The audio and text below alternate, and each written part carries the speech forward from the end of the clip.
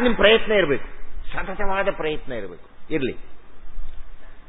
ತಕ್ಷಕಾಯ ಸ್ವಾಹ, ತಕ್ಷಕಾಯ ಸ್ವಾಹ ಬರ್ತಾ ಇಲ್ಲ. ಇಂದ್ರ ಹಿಡ್ಕೊಂಡು ಬಿಟ್ಟಿದ್ದಾನೆ. ಇಂದ್ರನ ಕುರ್ಚಿ, ಇಂದ್ರ ಆಕರ್ಷಣೆ ಮತ್ತೆ ಆ ಅರ್ಥದಲ್ಲಿ ತಗೋಬೇಕು. ಎಷ್ಟು ಹೊತ್ತಾದರೂ ತಕ್ಷಕ ಯಾವಾಗ ಬರಲಿಲ್ಲವೋ ಅಲ್ಲಿ ಇದ್ದ ಋತ್ವಿಜನ ಸಿಟ್ಟು ಬಂತಂತೆ. ಮಂತ್ರಿಯನ್ನು ತೆಗೆದು ಪಕ್ಕದಲ್ಲಿ ಒಂದು ಬಂಡೆಗೆ ಹೊಡೆದಿದ್ದಾನೆ. ನೀವೇನು ದೂರದರ್ಶನದಲ್ಲಿ ಇವತ್ತು ನೋಡ್ಲಿಕ್ಕೆ ಸಾಧ್ಯ ಇದೆ, ಆ ಬಂಡೆಯಲ್ಲಿ ಕಾಣಿಸ್ತಂತೆ ದೃಶ್ಯ. ತಕ್ಷಕ ಎಲ್ಲಿದ್ದಾನೆ? ಇಂದ್ರನೇ ಸುತ್ತಾಕೊಂಡಿದ್ದಾನೆ. ಅವನು ಹೇಳಿದ ಮಂತ್ರದಲ್ಲಿ ಸಹೇಂದ್ರಾಯ ತಕ್ಷಕಾಯ ಸ್ವಾಹ, ಇಂದ್ರ ಸಹಿತನಾದ ತಕ್ಷಕ ಬರಲಿ. ಆ ಮುಂದ್ರಕ್ಕೆ ಎಂಥ ಶಕ್ತಿ ಇತ್ತು ಅಂದ್ರೆ ಇಂದ್ರನ ಸಿಂಹಾಸನವೇ ಅಲ್ಲಾಡೋಕೆ ಶುರುವಾಯಿತು.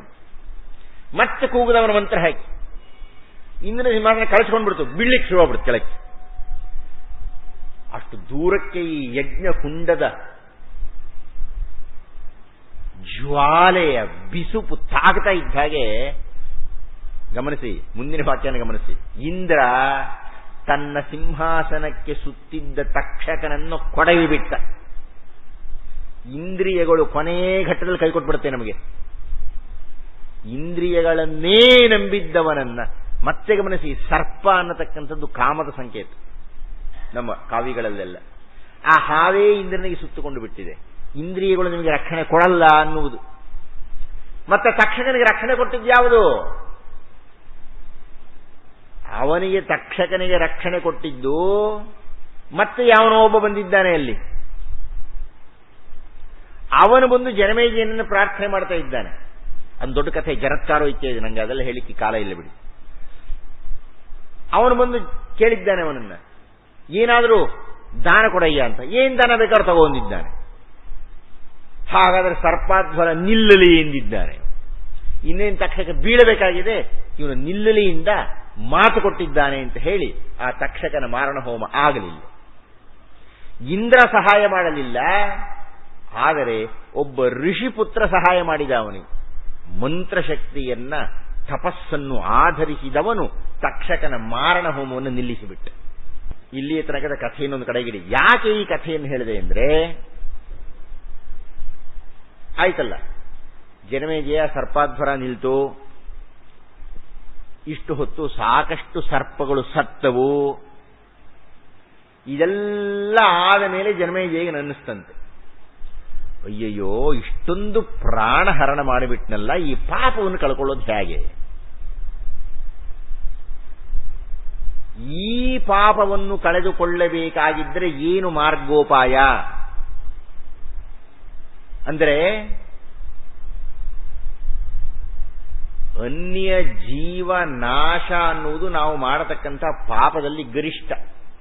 ಯಾರನ್ನಾದ್ರೂ ಕೊಲ್ಲತಕ್ಕದ್ದು ಅಂದ್ಕೊಳ್ಳೋಣ, ಗರಿಷ್ಠ ಪ್ರಮಾಣದ ಶಿಕ್ಷೆ ನಮಗೆ ಆಗತಕ್ಕಂಥದ್ದು ಮರಣದಂಡನೆ. ಇನ್ಯಾರಿಗಾದ್ರೂ ನಾವು ಕೊಂದಿದ್ರೆ, ಅಂಥದ್ದು ಹಲವಾರು ಜೀವಿಗಳನ್ನು ಸಾಯಿಸಿಬಿಟ್ಟಿದ್ದಾನೆ. ಆ ಪಾಪಕ್ಕೆ ಪರಿಹಾರ ಏನು? ಆಗ ವೇದವ್ಯಾಸರು ಹೇಳಿದರು, ಮಹಾಭಾರತದ ಶ್ರವಣವನ್ನು ಮಾಡು. ನಿಮ್ಮ ತಾತಂದ್ರ ಕಥೆಯನ್ನು ನಾನು ಬರೆದಿದ್ದೇನೆ, ವೈಶಂಪಾಯನನಿಗೆ ಉಪದೇಶ ಮಾಡಿದ್ದೇನೆ. ಆ ಪುಸ್ತಕ ಇದೆ. ಮಹಾಭಾರತದ ಪುಸ್ತಕವನ್ನು ಕೇಳಯ್ಯ, ನಿನಗೆ ಬಂದಿರತಕ್ಕಂಥ ಪಾಪ ಪರಿಹಾರ ಆಗುತ್ತೆ. ಆತ್ಮೀಯರೇ, ಮಹಾಭಾರತದ ಕಥೆ ಆರಂಭ ಆಗುವುದು ಹೀಗೆ. ಈಗ ವೈಶಂಪಾಯನ ಬರ್ತಾನೆ, ವಿತತ ಪುಸ್ತಕವನು ಸುಗಂಧಾಕ್ಷತೆಯೊಳರ್ಚಿಸಿ ಸೋಮ ಸೂರ್ಯ ಕ್ಷಿತಿ ಜಲ ಅನಲ ವಾಯು ಗಗನಾದಿಗಳಿಗಭಿನಮಿಸಿ ಶತಮಖಾದಿ ಸತತ ದೇವ ಪ್ರತತಿಗೆರಗಿ ಸರೋಜ ಭವ ಪಶುಪತಿಗಳಿಗೆ ಕೈ ಮುಗಿದು ವಿಮಲ ಜ್ಞಾನ ಮುದ್ರೆಯಲಿ ಅಂತ ಹೇಳ್ತಾನೆ. ಆ ಮಹಾಭಾರತದ ಪುಸ್ತಕವನ್ನ, ವಿತತ ಪುಸ್ತಕವನ್ನು ಸುಗಂಧಾಕ್ಷತೆಯೊಳರ್ಚಿಸಿ, ಕಥೆ ಶುರುವಾಗಿಲ್ಲ, ಆ ಪುಸ್ತಕಕ್ಕೇನೇ ಅರ್ಚನೆ ಮಾಡಿದ್ದಾನಂತೆ ಜನಮೇಜಯ ಮೊದಲು. ಅಂದ್ರೆ ಅದರ ಪಾವಿತ್ರ್ಯ ಎಷ್ಟು. ಯಾಕೆ? ಮಾಡಿದ ಪಾಪವನ್ನೆಲ್ಲ ಕೇವಲ ಶ್ರವಣದಿಂದ ಕಳೆಯತಕ್ಕಂಥ ಶಕ್ತಿ ಮಹಾಭಾರತಕ್ಕೆ ಇದೆ. ಸುಗಂಧಾಕ್ಷತೆಯೊಳರ್ಚಿಸಿ ಸೋಮ, ಸೂರ್ಯ, ಕ್ಷಿತಿ, ಜಲ, ಅನಲ, ಗಗನ, ವಾಯು ಇವುಗಳಿಗೆ ಅಭಿನಮಿಸಿ ಸಕಲ ದೇವ ಪ್ರತತಿಗೆ ಎರಗಿ ಸರೋಜಭವ ಪಶುಪತಿಗಳಿಗೆ ಕೈ ಮುಗಿದು ವಿಮಲ ಜ್ಞಾನ ಮುದ್ರೆಯಲ್ಲಿ ಆ ಪುಸ್ತಕವನ್ನು ಅಧ್ಯಯನ ಮಾಡಬೇಕಂತ. ಅಂದರೆ ಮಹಾಭಾರತವನ್ನು ಅಧ್ಯಯನ ಮಾಡುವ ಮುಂಚೆ ಇಷ್ಟೆಲ್ಲ ಪೀಠಿಕೆ ಬೇಕು. ಜ್ಞಾನಮುದ್ರೆ ಅಂದ್ರೆ ಇದು. ಇದರ ಸಂಕೇತ ನಮಗೆಲ್ಲ ಗೊತ್ತಾ? ಜ್ಞಾನಮುದ್ರೆ ಅಂದ್ರೆ ಗಮನಿಸಿ, ಜ್ಞಾನಮುದ್ರೆ ಅಂದ್ರೆ ಪಂಚಭೂತಗಳನ್ನು ಪ್ರತಿನಿಧಿಸ್ತಕ್ಕಂಥದ್ದು. ಅದಿರಲಿ ಪಕ್ಕಕ್ಕೆ, ಅಲ್ಲೂ ದೀಪ ಪಂಚಭೂತಗಳು, ನೀವು ಗಮನಿಸಬೇಕದನ್ನು. ಇರಲಿ, ಈ ನಾಲ್ಕು ಒಂದು, ಇದೇ ಒಂದು, ಇದಕ್ಕೆ ಒಂದೇ ಒಂದು ಪುಟ್ಟ ಒಂದು ಸಂದೇಶ ಇದೆ, ಅದನ್ನು ಹೇಳಿ ಮುಂದಕ್ಕೆ ಹೋಗ್ಬಿಡ್ತೀನಿ. ಈ ದೈವ ಇದು ಯಾವಾಗಲೂ ತೋರಿಸ್ತಕ್ಕಂಥದ್ದು, ಆದ್ರಿಂದ ಇದನ್ನು ಹೆಬ್ಬೆರಳು ಅಂತ ಕರಿತೀವಿ ನಾವು. ಇದಿದೆಯಲ್ಲ, ನಾನು ನೀನು ಅಂತ ತೋರಿಸ್ತಕ್ಕಂಥ ಬೆರಳಿದೆ, ಅಹಂಕಾರವನ್ನು ಪ್ರತಿನಿಧಿಸ್ತಕ್ಕಂಥದ್ದು.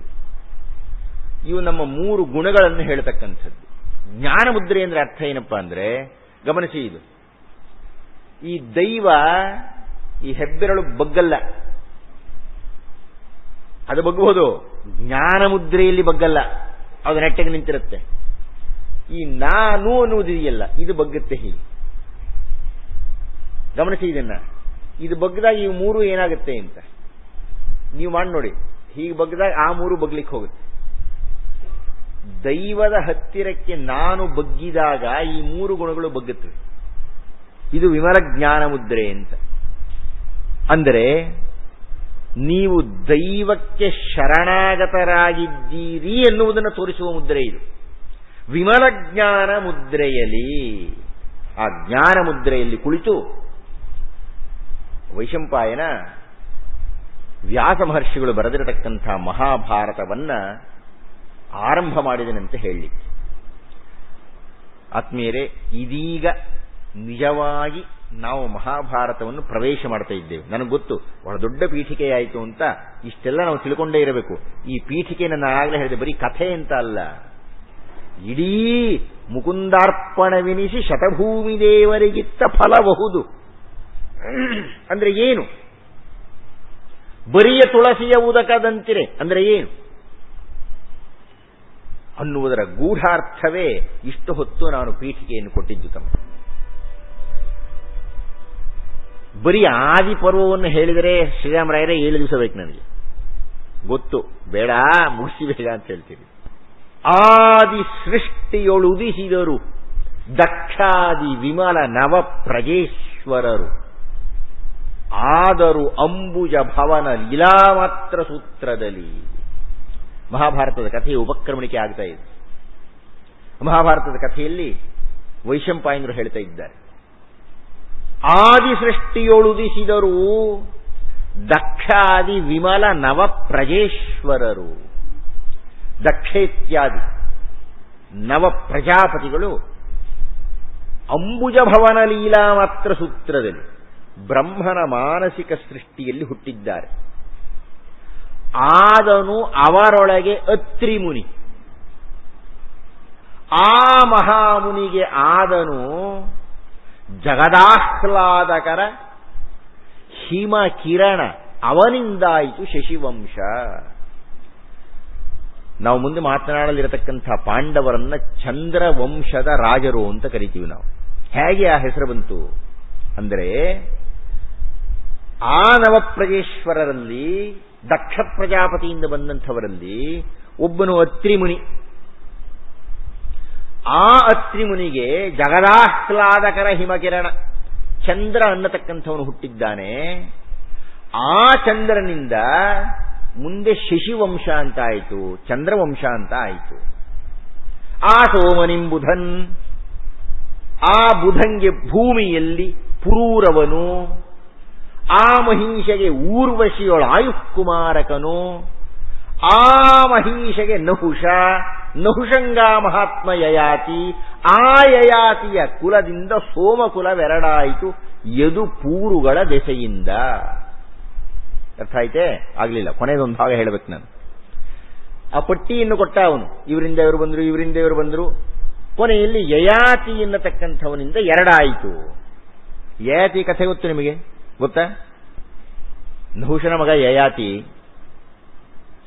ಆ ಯಯಾತಿ ಒಂದು ದಿವಸ ದಾರಿಯಲ್ಲಿ ಹೋಗ್ತಾ ಇದ್ದ. ಒಂದು ಬಾವಿ, ಆ ಬಾವಿಯ ಆಳದಿಂದ ಕಾಪಾಡಿ ಕಾಪಾಡಿ ಕಾಪಾಡಿ ಎನ್ನುವ ಒಂದು ಆರ್ತನಾದ. ಬಗ್ಗಿ ನೋಡಿದ, ಒಂದು ಹೆಣ್ಣಿದ್ದಾಳೆ ಕೆಳಗೆ. ಬಹುಶಃ ಬಾವಿ ಒಣಗೋಗಿತ್ತು ಅಂತ ಕಾಣುತ್ತೆ, ನೀರಿದ್ರೆ ಮುಳುಗೋಗ್ತಿದ್ಲ ಅವಳು. ಇದ್ದಾಳೆ ಎಂಬುದು. ಯಾರು ನೀನು ಅಂದ. ನಾನು ದೇವಯಾನಿ ಅಂತ ಹೇಳಿದ್ದವಳು.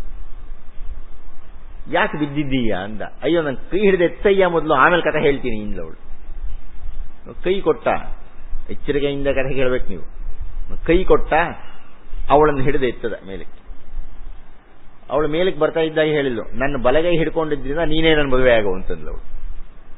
ಬಹಳ ಕಷ್ಟಕ್ಕೆ ಬಂದ್ಬಿಡ್ತು ಅವನಿಗೆ. ಕೈ ಹಿಡಿದು ಎತ್ತಿದ್ದಕ್ಕೆ ಮದುವೆ ಆಗುವಂತಿದ್ದಾಳಲ್ಲಪ್ಪ ಇವಳು ಅಂತ. ಅವಳು ತನ್ನ ಕಥೆ ಹೇಳಿದ್ಲು, ನಾನು ದೇವಯಾನಿ ಅಂತ, ಶುಕ್ರಾಚಾರ್ಯರ ಮಗಳು ನಾನು. ನಮ್ಮಪ್ಪನಿಗೆ ಮಂತ್ರ ಸಂಜೀವಿನಿ ವಿದ್ಯೆ ಗೊತ್ತಿತ್ತು. ಹೀಗಾಗಿ ನಮ್ಮಪ್ಪ ದೇವರಾಕ್ಷಸ ಯುದ್ಧದಲ್ಲಿ ರಾಕ್ಷಸರು ಸತ್ತಾಗ ಸಂಜೀವಿನಿ ವಿದ್ಯೆಯಿಂದ ಬದುಕಿಸ್ತಾ ಇದ್ದ. ಬೃಹಸ್ಪತ್ಯಾಚಾರ್ಯರಿಗೆ ಈ ವಿದ್ಯೆ ಗೊತ್ತಿರಲಿಲ್ಲ. ಹೀಗಾಗಿ ಅವರ ಮಗ ಕಚ ಅಂತ, ಆ ಕಚನನ್ನು ಕಳಿಸಿದರು. ಶುಕ್ರಾಚಾರ್ಯರ ಸೇವೆಯನ್ನು ಮಾಡಿಕೊಂಡಿದ್ದು ಮಂತ್ರ ಸಂಜೀವಿನಿ ವಿದ್ಯೆಯನ್ನು ಕಲಿತುಕೊಂಡು ಬಾ ಅಂತ. ಆ ಕಚ ಬಂದ, ಶುಕ್ರಾಚಾರ್ಯ ಸೇವೆ ಮಾಡ್ತಾ ಇದ್ದ. ಆದರೆ ಆ ಶುಕ್ರಾಚಾರ್ಯರ ಮಗಳು ನಾನೇ, ದೇವಯಾನಿ. ನನಗೆ ಆ ಕಚನಲ್ಲಿ ಸ್ವಲ್ಪ ಮೋಹ ಹುಟ್ಟಿತು. ಆದರೆ ನನ್ನ ಪೆದ್ದಣ್ಣ ನನ್ನನ್ನು ಗುರುಪುತ್ರಿ ಅಂತ ದೂರ ಇಡ್ತಾ ಇದ್ದ ಅವನು. ನಮ್ಮ ರಾಕ್ಷಸ ಕುಲಕ್ಕೆ ಈ ಕಚ ಈ ಕಥೆನೂ ಬಹಳ ಎಚ್ಚರಿಕೆಯಿಂದ ಗಮನಿಸಬೇಕು ನಾವು. ನಾವು ಮಾಡುವ ಪ್ರಯತ್ನ ಮತ್ತು ಫಲಿತ. ಆ ರಾಕ್ಷಸರೆಲ್ಲ ಏನು ತೀರ್ಮಾನ ಮಾಡಿದರು? ಈ ಕಚ ಬಂದಿರೋದೇ ಮಂತ್ರವಿದ್ಯೆ ಕಲ್ತ್ಕೊಂಡು ಹೋಗೋದಿಕ್ಕೆ, ಸಂಜೀವಿನಿ ವಿದ್ಯೆ ಕಲ್ತ್ಕೊಂಡು ಹೋಗೋದಿಕ್ಕೆ. ಆದ್ದರಿಂದ ಇವನ್ನ ಏನಾದ್ರೂ ಮಾಡಿ ನಾವು ಸಾಯಿಸ್ಬಿಡೋಣ. ಇವನ್ನ ಸಾಯಿಸಿಬಿಟ್ರೆ ಇವನ್ನ ಹೇಗೆ ಕಲ್ತ್ಕೊಂಡು ಹೋಗ್ತಾನೆ ಅಂತವ್ರು ಏನ್ ಮಾಡಿದ್ರು, ಒಂದು ದಿವಸ ಅಡವಿಯಲ್ಲಿ ಹೋಗಿದ್ದಾಗ ಅವನ್ನೆಲ್ಲ ಕತ್ತರಿಸಿಬಿಟ್ಟು ತೋಳುಗಳಿಗೆ ಹಾಕಿಬಿಟ್ರು. ತೋಳುಗಳೆಲ್ಲ ಅವನ ಮಾಂಸವನ್ನು ತಿಂದುಬಿಡ್ತು. ಸಂಜೆ ಆಯಿತು, ಕಚ ಬರಲಿಲ್ಲ. ದೇವಯಾನಿ ನೋಡ್ತಾ ಇದ್ದಾಳೆ, ಇಲ್ಲಿ ಕಚ ಬರಲಿಲ್ಲ, ತನ್ನ ಇನಿಯೇ ಬರಲಿಲ್ಲವಲ್ಲ ಅಂತ ಒದ್ದಾಡಿದ್ರು. ಅವರಪ್ಪನಿಗೆ ಹೇಳಿದ್ರು, ಎಲ್ಲೋ ಕಚ ಬರ್ತಾ ಇಲ್ವಲ್ಲ. ಅವರು ಕಣ್ಣು ಮುಚ್ಕೊಂಡು ನೋಡಿದ್ರು, ಅವನ್ನೆಲ್ಲ ತೋಳುಗಳು ತಿಂದು ಹಾಕಿಬಿಟ್ಟಿದೆ. ಅಪ್ಪನ ಶಕ್ತಿ ಅವಳಿಗೆ ಗೊತ್ತಿತ್ತು. ಅವಳು ಪ್ರಾರ್ಥನೆ ಮಾಡಲು, ಏನಾದರೂ ಮಾಡಿ ಕಚನ ತರಿಸಲೇಬೇಕು. ಅವರೇನೋ ಹೇಳಿದ್ರು, ಕೇಳಲಿಲ್ಲ. ಕೊನೆಗೆ ಅವರು ಸಂಜೀವಿನಿ ಮಂತ್ರವನ್ನು ಉಪಯೋಗಿಸಿದ್ರು. ಯಾವ ಯಾವ ತೋಳುಗಳು ಕಚನ ದೇಹವನ್ನು ತಿಂದಿತ್ತೋ ಅದರ ಹೊಟ್ಟೆ ಒಡ್ಕೊಂಡು ಆಯಾ ಭಾಗಗಳು ಬಂದು ಸೇರಿಬಿಟ್ಟು ಕಚ ವಾಪಸ್ ಬಂದು. ಮಾರನೇ ದಿವಸ ರಾಕ್ಷಸರು ನೋಡ್ತಾರೆ, ದೇವಿಯಾನಿ ಜೊತೆ ಇದ್ದೇ ಇದ್ದಾನೆ, ಕಚ ಓಡಾಡ್ತಾ ಇದ್ದಾನೆ. ಕೊನೆಗೆ ಎರಡನೇ ಸಲ ಅವನ್ನ ಕತ್ತರಿಸಿಬಿಟ್ಟು ಸಮುದ್ರಕ್ಕೆ, ಅಲ್ಲಿ ಯಾವ್ಯಾವುದೋ ಜಲಚರಗಳು ತಿಂದುಬಿಡ್ತು. ಯಥಾ ಪ್ರಕಾರ ಕಚ ಬರಲಿಲ್ಲ. ದೇವಿಯಾನಿ ಅಪ್ಪನಿಗೆ ಹೇಳಿದ್ದು.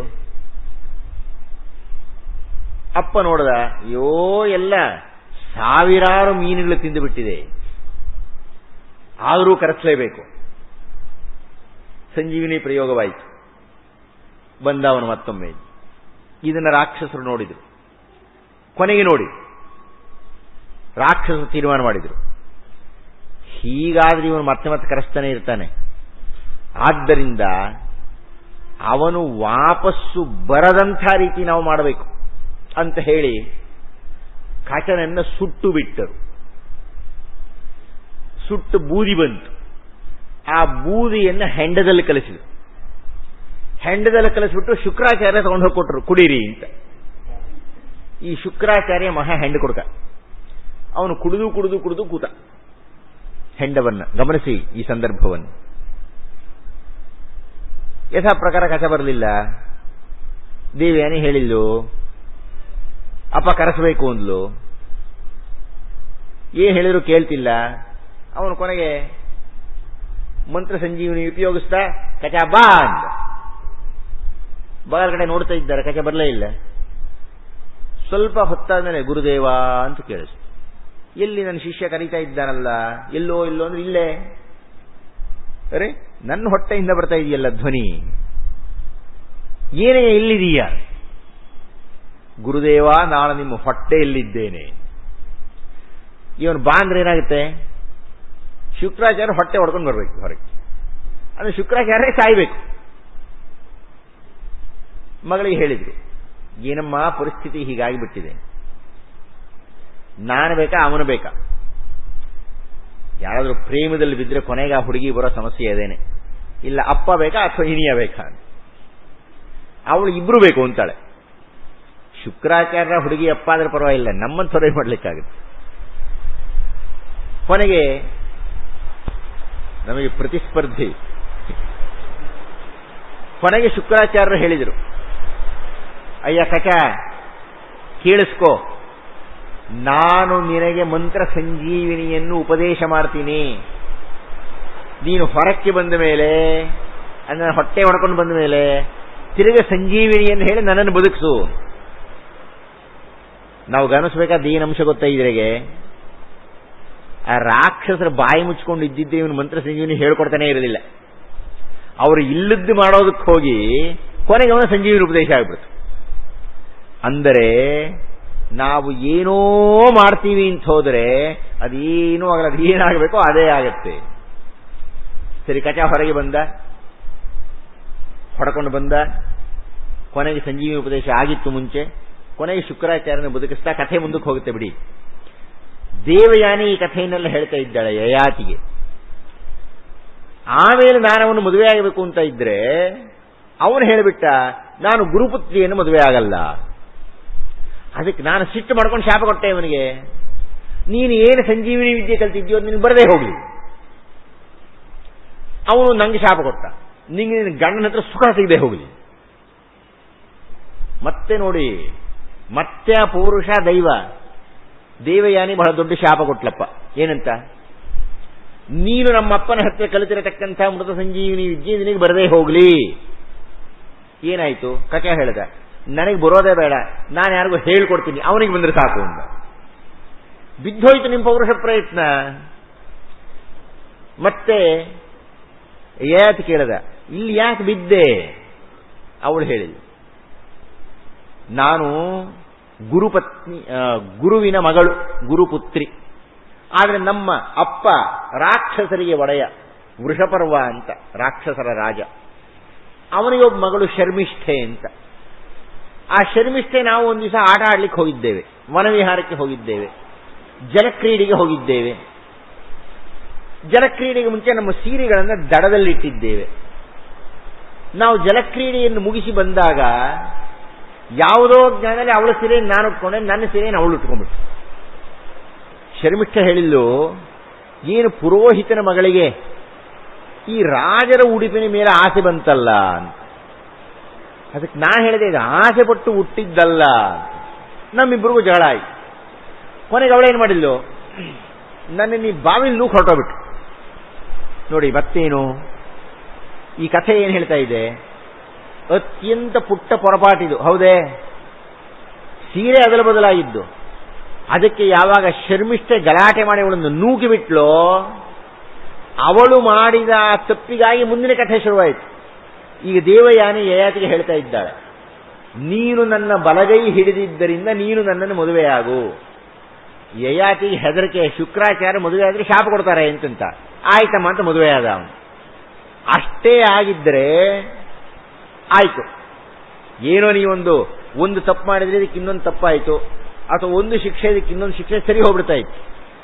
ನಾವು ಏನಾದರೂ ನಮಗೆ ಬಂದ ವಿರೋಧವನ್ನ ತುಂಬಾ ಎಳ್ಕೊಂಡು ಹೋಗ್ಬಿಡ್ತೀವಿ ಅಂತ ಇಟ್ಕೊಳ್ಳಿ. ನನಗೆ ಯಾರೋ ಒಬ್ಬರ ವಿಷಯದಲ್ಲಿ ವಿರೋಧ ಇದೆ ಸ್ವಾಮಿ, ಅದು ಸ್ವಲ್ಪ ಆಯ್ತು, ಬಿಡಬೇಕಲ್ಲಿಗೆ. ಅಲ್ಲಿ ಬಿಡದೆ ಹೋದ್ರೆ ದೇವಯಾನಿ ಬಿಡಲಿಲ್ಲ.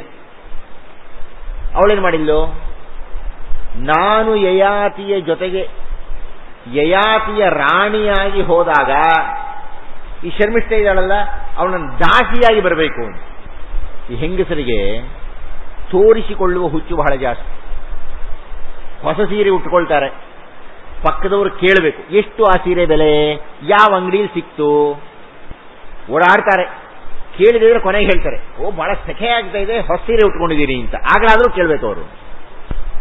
ದೇವಯಾನಿಗೆ ತೋರಿಸಿಕೊಳ್ಳುವ ಹುಚ್ಚು. ನಾನು ಮಹಾರಾಜನ ಹೆಂಡತಿಯಾಗಿದ್ದೇನೆ, ಈಗ ನೀನು ರಾಕ್ಷಸರಾಜನ ಮಗಳು, ನೀನು ನನ್ನ ಶಿಷ್ಯೆಯಾಗಿರು, ನನ್ನ ದಾಸಿಯಾಗಿರು. ಇದು ಕೆಟ್ಟದ್ದು. ಶರ್ಮಿಷ್ಠೆ ದೇವಯಾನಿಯ ದಾಸಿಯಾಗಿ ಹೋದಾಗ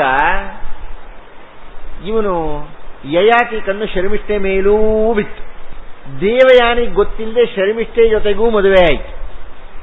ದೇವಯಾನಿ ಏನನ್ನ ಸಾಧಿಸಬೇಕು ಅಂತಿದ್ಲೋ ಅದಕ್ಕೆ ತದ್ವಿರುದ್ಧವಾಗಿ ಶರ್ಮಿಷ್ಠೆಗೂ ಒಂದಷ್ಟು ಜನ ಮಕ್ಕಳು ಹುಟ್ಟಿದ್ರು, ದೇವಯಾನಿಗೂ ಒಂದಷ್ಟು ಜನ ಮಕ್ಕಳು ಹುಟ್ಟಿದ್ರು.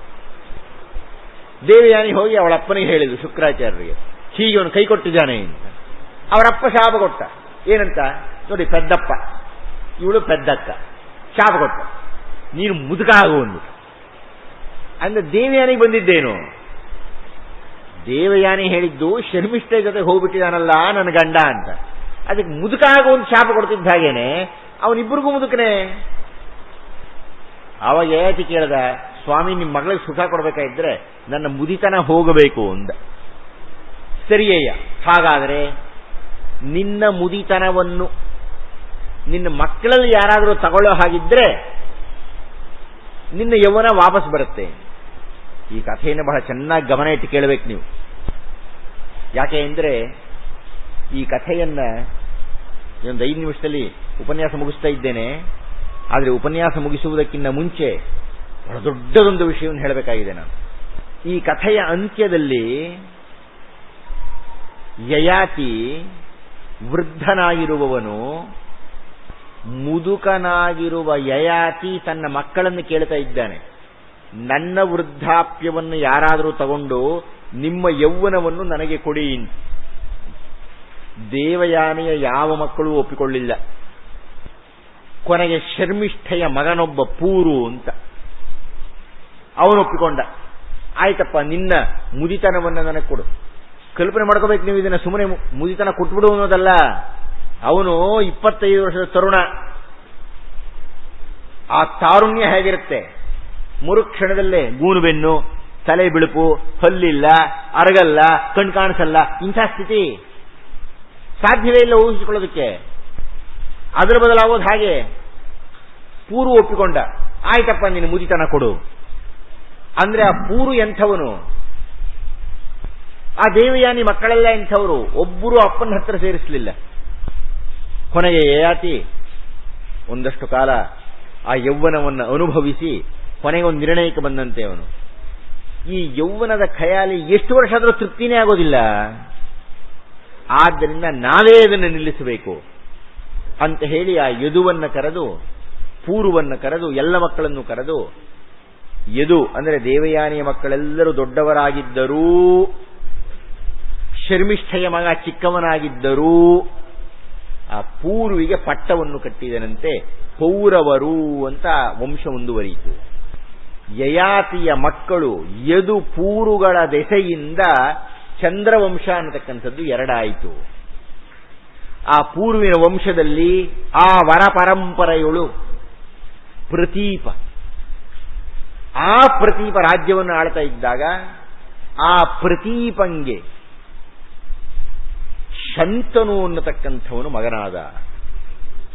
ಶಾಂತನು ಮಹಾರಾಜ ಹಾಸ್ತಿನವತಿಯನ್ನು ಆಳ್ತಾ ಇದ್ದಾನೆ. ಆ ಶಾಂತನು ಮಹಾರಾಜ ಹಾಸ್ತಿನವತಿಯನ್ನು ಆಳ್ತಾ ಇದ್ದಾಗ, ಇನ್ನೊಂದು ಕಥೆ ಹೇಳಬೇಕಲ್ಲ ನಾನು, 8 ಗಂಟೆ ಆಗ್ತಾ ಬಂದ್ಬಿಡ್ತು, ಇನ್ನೊಂದು 5 ನಿಮಿಷ ಆಗ್ಬೋದಾ? ಒಂದು ಘಟ್ಟಕ್ಕೆ ಬಂದ್ಬಿಡೋಣ ಅಂತ. ಆ ಶಾಂತನು ಹಾಸ್ತಿನವತಿಯನ್ನ, ಗಜಪುರವನ್ನ ಆಳ್ತಾ ಇದ್ದಾಗ ಒಂದು ದಿವಸ ಹೋಗಿದ್ದಾನೆ. ಮೂಗಿಗೆ ಅತ್ಯಂತ ಸುಗಂಧವೊಂದು ಬರ್ತಾ ಇದೆ. ಆ ಸುಗಂಧವನ್ನು ಅರಸಿ ಹೋಗಿದ್ದಾನೆ. ಅಲ್ಲಿ ನೋಡಿದ್ರೆ ಒಬ್ಬ ಅತ್ಯಂತ ಲಾವಣ್ಯವತಿಯಾದಂಥ ಹೆಣ್ಣು. ಅವಳನ್ನು ಕೇಳದ, ಏನು ನಿನ್ನ ಹೆಸರು? ನನ್ನ ಹೆಸರು ಸತ್ಯವತಿ ಅಂತ. ಏನು ಇಷ್ಟೊಂದು ಸುಗಂಧ ಬರ್ತಾ ಇದೆಯಲ್ಲ ನಿನ್ನ ದೇಹದಿಂದ? ಅದಕ್ಕೊಂದು ದೊಡ್ಡ ಬೇರೆ ಕಥೆ ಇದೆ. ಆ ಕಥೆ ಏನಪ್ಪ? ಈ ಸತ್ಯವತಿ ಹುಟ್ಟಿದ್ದೊಂದು ದೊಡ್ಡ ಕಥೆ. ಅದೆಲ್ಲಪ್ಪ ಹೇಳಿ ನಾನೀಗ ಬಿಡಿ. ಸತ್ಯವತಿ ಅಂತ ಅನ್ನೋಣ. ಅವಳ ಹೆಸರು ಮತ್ಸ್ಯಗಂಧಿ ಅಂತ ಕರೆಯೋಣ. ಮತ್ಸ್ಯಗಂಧಿ ಯಾಕಾದ್ಲು? ಅದು ಗುಪರಿ ಸೇರುವ ಕಥೆ ಹೇಳ್ಬೇಕು ನಾನು. ಕೃಷ್ಣ ಭಟ್ರೆ ಹಾಗೆ ಹೇಳ್ತಾ ಇದ್ರೆ ಭಾರತವೇ ಆಗಲ್ಲ, ಬರೀ ಹಿನ್ನೆಲೆನೇ ಆಗಿಬಿಡುತ್ತೆ ನಮಗೆ. ಮತ್ಸ್ಯಗಂಧಿನಿ ಬೆಸ್ತರವನ ಸಾಕು ಮಗಳು. ಮತ್ಸ್ಯದ ಬೊಸೂರಲ್ಲಿ ಬಳಿಕ ಮತ್ಸ್ಯದ ಬೊಸೂರಲ್ಲಿ ನಳಿನ ಲೋಚನೆ ಮತ್ಸ್ಯಗಂಧನಿ ಬೆಳೆಯುತ್ತಿದ್ದಳು. ಸಂಗವಾಯಿತು ಪರಾಶರ ವ್ರತಿಯ. ಬೆಳೀತಾ ಇದ್ದಾಳೆ. ದೇಹದಿಂದ ಕೆಟ್ಟ ವಾಸನೆ ಬರ್ತಾ ಇದೆ, ಮೀನಿನ ವಾಸನೆ ಬರ್ತಾ ಇದೆ. ಮೀನು ತಿನ್ನುವವರಿಗೂ ಮೀನಿನ ವಾಸನೆ ಎಷ್ಟಿವಲ್ಲ ಅದು. ಅವಳ ದೇಹದಿಂದ ವಾಸನೆ ಬರ್ತಾ ಇದೆ. ಅವಳಪ್ಪ ಬೆಸ್ತರವ, ಅವಳು ಬೆಸ್ತಿ. ಆದ್ರಿಂದ ಅವಳೇನ್ ಮಾಡ್ತಾ ಇದ್ದಾಳೆ? ಆ ನದಿಯ ತೀರದಲ್ಲಿ ದೋಣಿಯನ್ನ ಇಟ್ಟುಕೊಂಡು ಈ ದೋಣಿಯಿಂದ ಇಲ್ಲಿಂದ ಅಲ್ಲಿಗೆ ಯಾರಾದರೂ ದಾಟಿಸಬೇಕಾದ್ರೆ ದಾಟಿಸ್ತಾ ಇದ್ದಾಳೆ. ಹಾಗೆ ದಾಟುವವರು ಏನೋ ಒಂದು ಶುಲ್ಕ ಕೊಟ್ಟರೆ ಅದನ್ನು ಅಪ್ಪನಿಗೆ ಕೊಡ್ತಾ ಇದ್ದಾಳೆ. ಹಾಗೆ ದಾಟಿಸ್ತಾ ಇದ್ದಾಗ ಪರಾಶರರು ಬಂದರು. ಆ ಪರಾಶರರು ಬಂದಾಗ ಅವಳು ದೋಣಿಯನ್ನು ಹತ್ತಿದ್ದಾರೆ. ದೋಣಿ ಸ್ವಲ್ಪ ಮುಂದಕ್ಕೆ ಹೋಗಿದೆ. ಇವಳು ಮಹಾ ಚೆಲುವೆ, ಆದರೆ ಕೆಟ್ಟ ವಾಸನೆ ಬರ್ತಾ ಇದೆ. ತುಂಬ ಸುಂದರಿಯಾಗಿದ್ದಾಳೆ, ಮತ್ಸ್ಯಗಂಧಿನಿ. ಪರಾಶರರು ಹೇಳಿದರು, ನಿನ್ನನ್ನು ನೋಡಿ ನಿನ್ನನ್ನು ಕೂಡಬೇಕು ಅಂತ ಆಸೆಯಾಗಿಬಿಟ್ಟಿದೆ ನನಗೆ. ಅವಳು ಹೇಳಿದ್ಲು, ಸ್ವಾಮಿ ನೀವು ನೋಡಿದ್ರೆ ಋಷಿಗಳು, ನಾನು ನೋಡಿದ್ರೆ ಮತ್ಸ್ಯಗಂಧಿ, ಬೆಸ್ತರವಳು ನಾನು. ಮತ್ತು ಅಲ್ಲೆಲ್ಲ ನೋಡ್ತಾ ಇದ್ದಾರೆ. ಪರಾಶರರು ಹೇಳಿದರು, ನನ್ನ ಶಕ್ತಿ ನಿನಗೆ ಗೊತ್ತಿಲ್ಲ. ಯಾವ ಹೆಣ್ಣಿನ ಸಂಪರ್ಕವೂ ಇಲ್ಲವೇ ನಾನು ಸೃಷ್ಟಿ ಮಾಡಬಲ್ಲೆ. ಆದರೆ ನೀನು ಹಿಂದಿನ ಜನ್ಮದಲ್ಲಿ ಮಹಾ ತಪಸ್ಸನ್ನು ಮಾಡಿಬಿಟ್ಟಿದ್ದೀಯ. ತಪಸ್ಸನ್ನು ಮಾಡಿ ವಿಷ್ಣುವನ್ನು ಮೆಚ್ಚಿಸಿಬಿಟ್ಟಿದ್ದೀಯ. ವಿಷ್ಣುವಿನ ಅಂಶ ಸಂಭೂತ ನಿನಗೆ ಮಗನಾಗಿ ಹುಟ್ಟಬೇಕು ಅಂತ ಕೇಳಿದ್ದೀಯ. ಹೀಗಾಗಿ ಈ ಕಾರಣದಿಂದ ನಾನು ನಿನ್ನನ್ನು ಕೂಡಬೇಕಾಗಿದೆ. ಇನ್ನ ಕನ್ಯೆ ಅಂತ ಹೇಳ್ತಾ ಇದ್ದೀಯ. ನನ್ನ ಸಂಗವಾದ ಮೇಲೆ ನಿನ್ನ ಕನ್ಯತ್ವ ಏನೂ ಕೆಡುವುದಿಲ್ಲ. ಆದ್ದರಿಂದ ನಾನು ನಿನ್ನ ಜೊತೆ ಕೂಡ್ತೀನಿ ಅಂತ. ಬಹಳ ಜನ ನನ್ನ ಇದಕ್ಕೂ ಪ್ರಶ್ನೆ ಕೇಳಿದ್ದಾರೆ. ಪರಾಶರ ಮಹರ್ಷಿಗಳೇ ಕನ್ಯೆಯನ್ನು ಕೂಡಿದ ಮೇಲೆ ನಾವು ಕೂಡಬಹುದಲ್ಲ ಅಂತಾರವರು. ನಾನು ಅವ್ರಿಗೆ ಉತ್ತರ ಹೇಳ್ತೀನಿ. ಪರಾಶರ ಏನು ಹೇಳ್ತಾರೆ? ನಾನು ಕೂಡಿದರೆ ನಿನಗೊಬ್ಬ ಮಗ ಹುಟ್ಟತಾನಲ್ಲ, ಅವನು 9 ತಿಂಗಳಾಗಿ ಹುಟ್ಟಲ್ಲ, ಈ ದೋಣಿಯ ದಡಕ್ಕೆ ಹೋಗುವ ಹೊತ್ತಿಗೆ ಹುಟ್ಟು ಬಿಡ್ತಾನೆ. ನಾನು ಆ ಪ್ರಶ್ನೆ ಕೇಳಿದ್ರೆ ಹೇಳ್ತೀನಿ, ನಿಮಗೂ ಹಾಗೆ ಹೆಣ್ಣಿನ ಜೊತೆಗೆ ಸಂಯೋಗವಾದ ಒಂದು ಗಂಟೆ ಒಳಗೆ ಮಗು ಹುಟ್ಟಿಸೋ ಯೋಗ್ಯತೆ ಇದ್ರೆ ಖಂಡಿತ ಆಗಲಿ ಅಂತಿದ್ದ. ಆ ದಡಕ್ಕೆ ಹೋಗುತ್ತೆ ದೋಣಿ. ಬಳಿಕ ಯೋಜನಗಂಧಿಯಲ್ಲಿಂದಿಳಿದ ನಭ್ರಶ್ಯಾಮನುರು ಪಿಂಗಳ ಜಟಾ ಪರಿಬದ್ಧ ವೇದವ್ಯಾಸ ಗುರುರಾಯ. ಆ ಪರಾಶರ ವ್ರತಿ ಹಾಗೂ ಆ ಸತ್ಯವತಿ, ಆ ಇಬ್ಬರ ಸಂಯೋಗದಿಂದ ಅವರು ಹೇಳಿದರು ಆಕೆಗೆ, ಈ ಕ್ಷಣದಿಂದ ನಿನ್ನ ದೇಹದ ಮತ್ಸ್ಯಗಂಧಿತ್ವ ಹೋಗಿ ಸುಗಂಧ ಪ್ರಾಪ್ತಿಯಾಗಲಿ.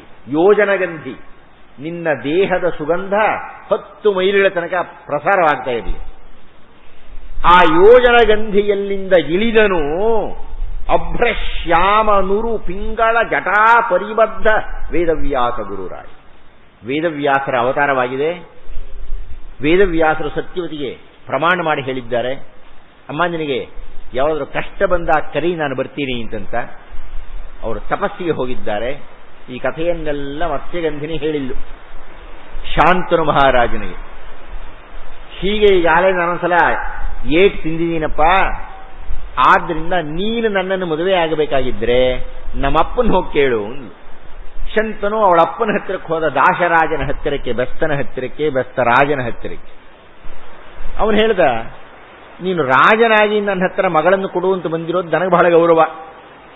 ಆದರೆ ನನ್ನ ಪ್ರಶ್ನೆ ಏನಪ್ಪಾ ಅಂದ್ರೆ, ನಿನಗೆ ಎಷ್ಟು ಜನ ಹೆಂಡ್ರೋ ಯಾರಿಗೆ ಗೊತ್ತು ರಾಜನಿಗೆ?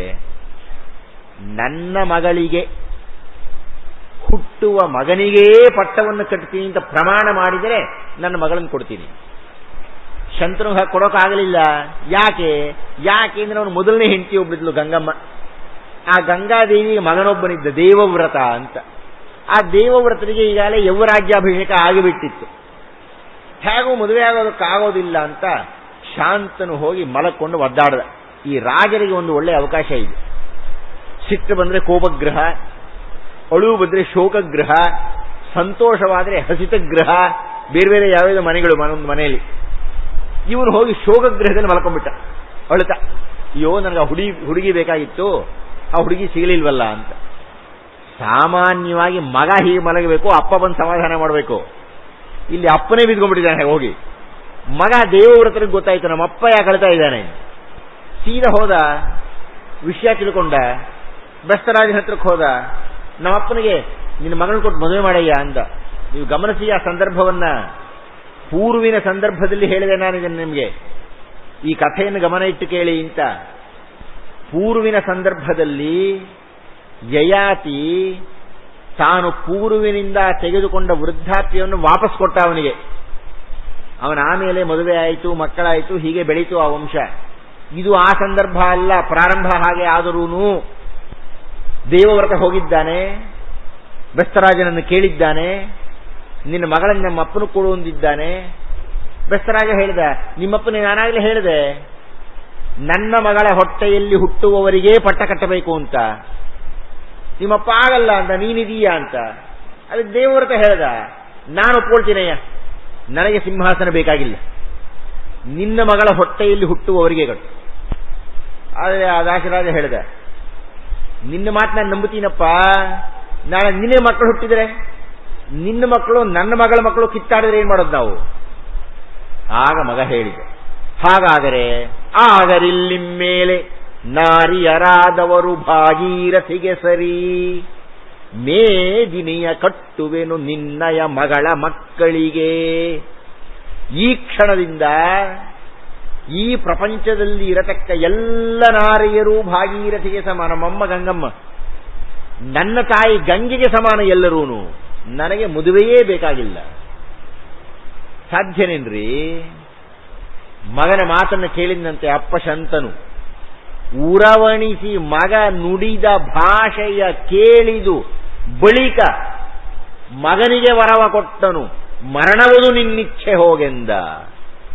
ಮಗನಿಗೆ ವರ ಕೊಟ್ಟನಂತೆ, ಇಂದಿನಿಂದ ನೀನು ಭೀಷಣ ಪ್ರತಿಜ್ಞೆಯನ್ನು ಮಾಡಿದ್ದರಿಂದ ನಿನಗೆ ಭೀಷ್ಮ ಅನ್ನುವ ಹೆಸರು ಬರಲಿ.